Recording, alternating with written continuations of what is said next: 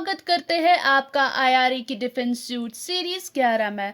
आइए बात करते हैं। एचएएल चीफ ने कहा है कि तेजस MK2 की आईएफ को डिलीवरी 2029 तक होगी।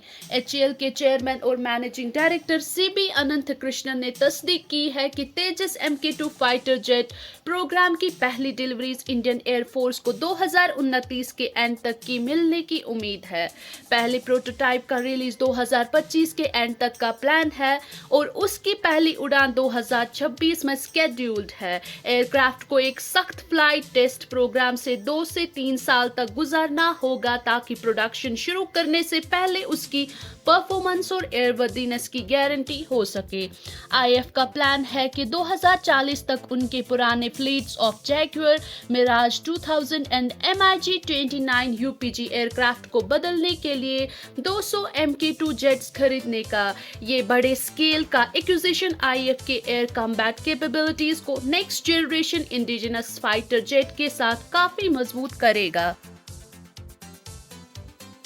आइए बढ़ते हैं एक और खबर की ओर। इंडियन आर्मड फोर्सेस को ज्यादा ताकतवर और एनहांस्ड LCH प्रचंड हेलीकॉप्टर्स चाहिए। Indian air force and Indian army मिलकर HAL प्रचंड अटैक हेलीकॉप्टर का विकास कर रहे हैं। आईएफ और इंडियन आर्मी अभी 15 लिमिटेड सीरीज प्रोडक्शन मॉडल्स का इवैल्यूएशन कर रहे हैं, जिसमें कुछ छोटे मोटे इश्यूज पर हिंदुस्तान एरोनॉटिक्स लिमिटेड ध्यान दे रही है। आईएफ और इंडियन आर्मी ने प्रचंडा की कैपेबिलिटीज में और सुधार करने की भी दरखास्त की है। इन सब कंसर्न्स के बावजूद 15 LSP प्रचंड का इवैल्यूएशन प्रोसेस अच्छा रहा। आईएफ और इंडियन आर्मी ने डिफेंस मिनिस्ट्री से 156 और प्रचंड का परचेज करने की रिक्वेस्ट दी है, चाइना के बॉर्डर्स के साथ इंडिया की कम्बैट कैपेबिलिटीज को एनहांस करने के लिए। दरखास्त की गई है इंप्रूवमेंट्स में शामिल है ज्यादा वेपन कैपेबिलिटीज जो हेलीकॉप्टर की इफेक्टिवनेस को अलग अलग कम्बैट सिचुएशंस में बढ़ाएंगे। आईएफ और इंडियन आर्मी की मिलकर की गई प्रचंड की ज्यादा मांग उनका विश्वास दिखाता है प्लेटफॉर्म के पोटेंशियल में। इंडिया के एरियल डिफेंस कैपेबिलिटीज को बढ़ाने के लिए खासकर सीमा क्षेत्रों में। आइए चलते हैं एक और खबर की ओर। MIRV की ताकत रखने वाले अग्नि 5 की वजह से चाइना के साथ टेंशन्स बढ़ने का इम्कान है। अग्नि 5 मिसाइल जो MIRV टेक्नोलॉजी से इक्विप्ड है, चाइना के साथ टेंशन्स बढ़ने की उम्मीद है। ये टेक्नोलॉजी इंडिया की प्रपोज्ड इंटीग्रेटेड रॉकेट फोर्स का हिस्सा है जो चाइना के मिलिट्री प्रेजेंस का जवाब देने का मकसद रखती है।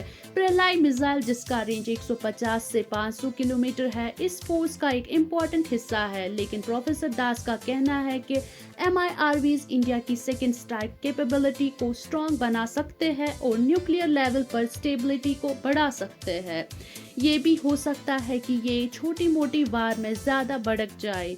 अगर MIRVs के जरिए ज्यादा मजबूत न्यूक्लियर धमाका होने की तस्वीर आई तो इंडिया को अपने इंटीग्रेटेड रॉकेट फोर्स को ज्यादा एग्रेसिव तरीके से इस्तेमाल करने का मौका मिल सकता है, खासकर लाइन ऑफ एक्चुअल कंट्रोल पर चाइनीज कन्वेंशनल फोर्सेस के खिलाफ। एडवांस्ड वेपन्स जैसे MIRVs का विकास इंडिया और चाइना के बीच खुली कम्युनिकेशन और कॉन्फिडेंस बिल्डिंग मैकेनिज्म्स की जरूरत को बहुत एम्फसाइज करता है। अग्नि 5 मिसाइल का टेस्ट रीजनल सिक्योरिटी लैंडस्केप को बदल रहा है, इंडिया के चाइना के खिलाफ रोक टोक को मजबूत करता है और साथ ही कन्वेंशनल मिलिट्री ऑप्शंस को भी ज्यादा मुमकिन बना देता है। तो मिलते हैं फिर से एक नए इंफॉर्मेटिव वीडियो के साथ। हमारे साथ बने रहने के लिए धन्यवाद।